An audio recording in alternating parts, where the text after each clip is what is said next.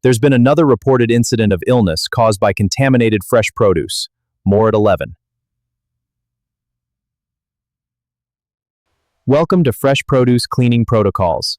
Sometimes livestock fecal matter or other dangerous pathogens soak into the ground and contaminate the groundwater. This contaminated water sometimes ends up on nearby produce farms through irrigation. Oil-based pesticides are used to protect the crops, which traps microscopic fecal matter on the fresh produce. Oil-based pesticides create a waterproof layer that trap the fecal matter. Regular water does not break down oils, so active pathogens may still be present even after washing, which increases the risk of exposure. Our fresh produce cleaning protocol using structured ionized water offers a safe and effective solution to this dilemma.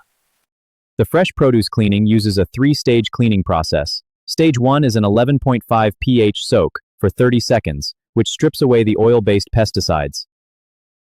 Once the oil-based pesticides have been stripped away, pathogens that were encased under them become exposed and can be addressed during the next step.